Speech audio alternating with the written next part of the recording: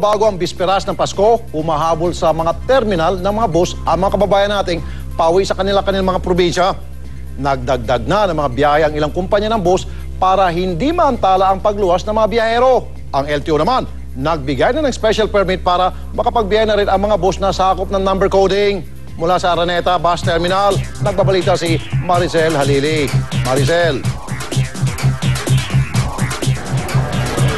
Yes, Rafi, Amelin, nandito nga tayo sa Araneta Bus Terminal at ilang araw nga bago magpasko ay siksika na ang mga pasahero dito. Sabi nga sa atin kanina ng management, itong bus terminal, kapag ordinary days umaabot ng 4,000 ang bilang ng mga pasahero. Pero sa panahon ngayon na peak season at marami sa ating mga kababayan na nag-uuwian, tinatayang aabot ng mula 8,000 hanggang 12,000 pasahero ang nandirito ngayon sa terminal para nga maghabol sa mga biyahe. Sa ngayon, Amelin, Rafi, susubukan natin na pumanik dun sa isa sa mga bus dito nga sa bus terminal para nga malaman natin kung ano nga ba yung sitwasyon dito. Medyo siksikan at maraming mga bagahe na dala ang ating mga kababayan dahil nga pauwi sila sa mga probinsya at gusto nga nilang i-take advantage ang panahong ito para nga muli nilang makapiling yung kanilang mga pamilya, particular nga dun sa mga south area ng ating mga probinsya. At dito nga papanik tayo sa isa sa mga ordinary bus para malaman natin kung meron bang mga nakaharap na problema itong mga passengers natin na naghahabol. Kasi alam mo, Amelin, Rafi, ang sabi sa atin kanina ng management ng Araneta Bus Terminal, usually daw kapag mga ganitong panahon, umaabot sa 60% ng mga pasahero, nagtitake lang ng risk at hindi daw nagpapareserve ng tickets. Kaya yun yung nagiging problema. Although nagdagdag na daw sila ng mga special buses para nga daw hindi mas stranded itong mga kababayan natin na hindi nakapagpa-reserve ng ticket, gusto lang umuwi sa kanilang mga probinsya. At kaugnay nga niyan, kausapin natin yung isa sa mga pasahero dito sa bus para malaman natin kung ano ba yung mga na-encounter nilang problema. Kung meron, ma'am. Ma'am, magandang umaga po. Ano pong pangalan nila? Juliana Peña Redondo po.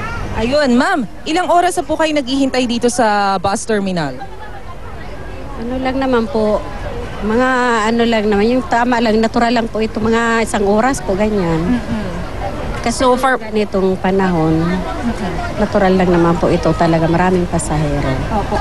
Ano po yung preparation sa ginawa ninyo? Maaga po akong nagising, pumunta dito ng maaga para makapag-abang ng maaga ng sasakyan. Okay. Ito, mayroon naman po, okay naman. Maraming salamat po, ma'am. Ito, tingnan pa natin yung sitwasyon ng ibang mga passenger natin. Kausapin natin si ma'am. Magandang umaga po. Ma'am, ano pong pangalan nila? Amparo po. Ma'am, Amparo, opo. Kumusta naman po yung pagpapapunta nyo po dito sa bus terminal? Meron po ba kayong na-encounter na problema? Ay, wala. Opo. Okay lang naman kami dito. Pero nagpa-reserve na po ba kayo ng bus prior to this day? O Nung naiwanan kami ng bus na ganina na pinaprayan siya, aircon, hindi kami nakasakay. Kaya dito na kami sumakay sa ordinary kasi naiwanan kami. gaano po kayo katagal naghintay? Naiwan kayo? Ay, matagal po. Siguro mga 2 oras hintay dyan sa terminal.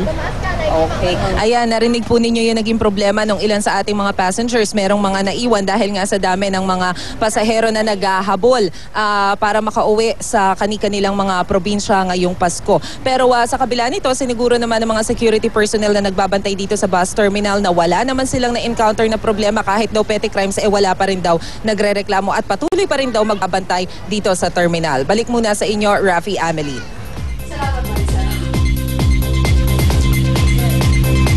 Mula sa Araneta Bus Terminal, dito naman tayo sa lugar na kilalang dinadayo ng mga mamimili tuwing magpapasko, ang Divisoria. Nag-ikot-ikot ang iba't ibang ahensya ng gobyerno para inspeksyonin ang kalidad ng mga produktong binibenta roon. Para sa update, magbabalita si Michelle Orosa. Michelle.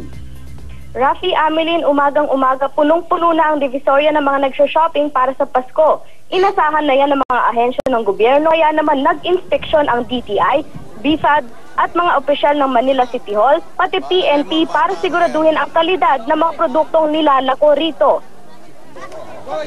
Kulang-kulang 10 tindahan ang nabistong walang Import Commodity Clearance o ICC seal o ang Product Safety Standard o PS mark ng Christmas lights. Delikado umano ang mga ito dahil hindi pa natetest ang kalidad. Nangumbisca rin ang PNP ng mga bawal na paputok tulad ng piccolo, grape bawang at watusi na talamak sa Divisoria. Marami sa mga nagbebenta na tahimik na lang at hinayaan ng PNP at DTI na kunin ang kanilang produkto. Hindi raw nila alam na bawal magbenta ng walang ICC mark o lisensya ng mga paputok.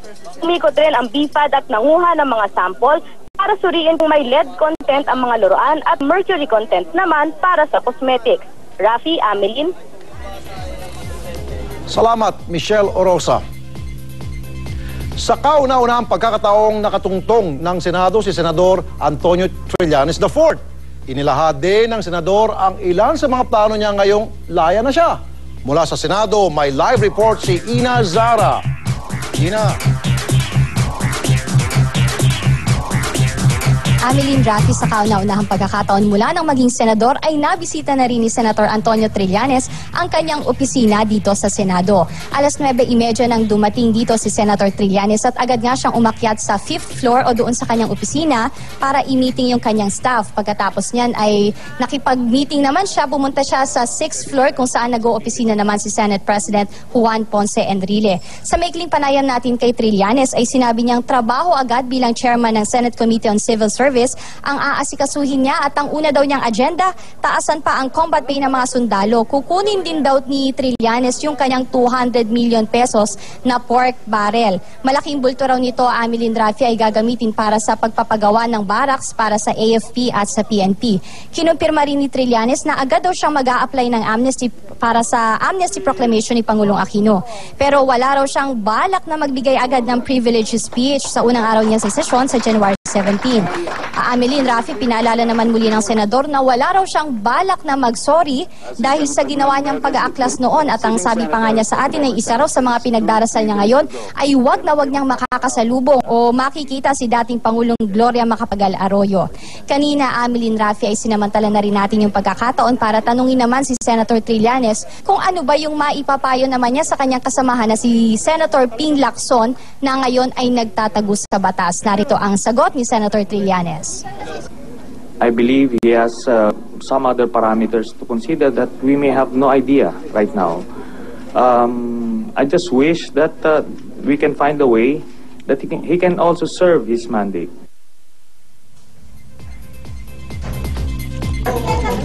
Sir, pagkahalila.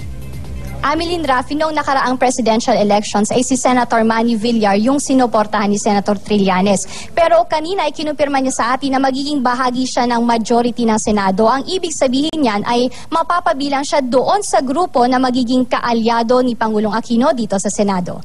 Amelin, Rafi. Salamat, Ina Zara.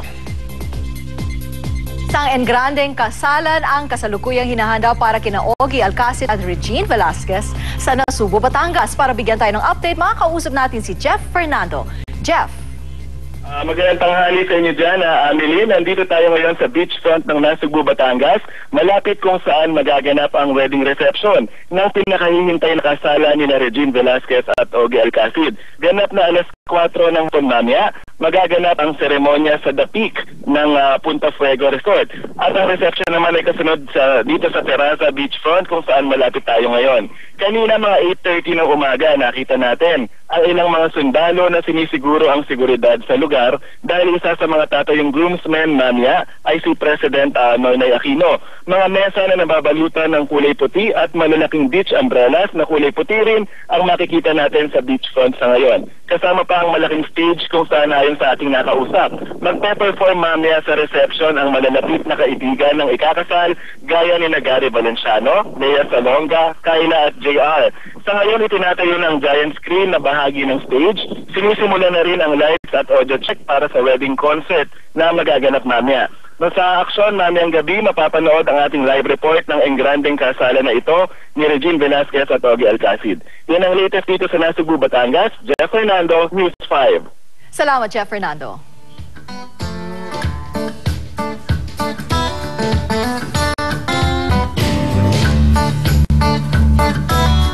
At Rafi, narito na ang kwentong kakaiba. Umabot sa 5,000 ang Santa collection ng isang lola sa Nebraska. Dami. Iba't ibang versions at laki ni Santa ang matatagpuan sa bahay ni Lola Nancy. May Santa na nakahula hoop, Santa na sakay ng scooter, cowboy Santa at may white Santa rin na sakay pa ni White Rudolph Reindeer. Agaw pansin din ang starfish na Santang ito na nakasabit sa kanilang pintuan. Mula pagkadalaga pa, nahilig na siya sa pangongolekta ng Santas. Mas masaya nga raw siya kung kahit birthday niya, Santa na lang ang iregalo sa kanya. Aba, madaling pilian ng regalo pa rin si Lola Nancy. Diba? Santa lang. Sorry, ang daming... Oo, maraming pang Santa. mapagpipilian na Santa. Tagal lang yung pinikipuan yun. Oo. Okay. At mga kapatid, 3 araw na lang, Pasko na. At yan ang kalahating oras ng balitaang puno ng sahog at tamang timpla. Makisalo ulit bukas, alas 11:30 ng umaga dito sa Balitaang Tapat.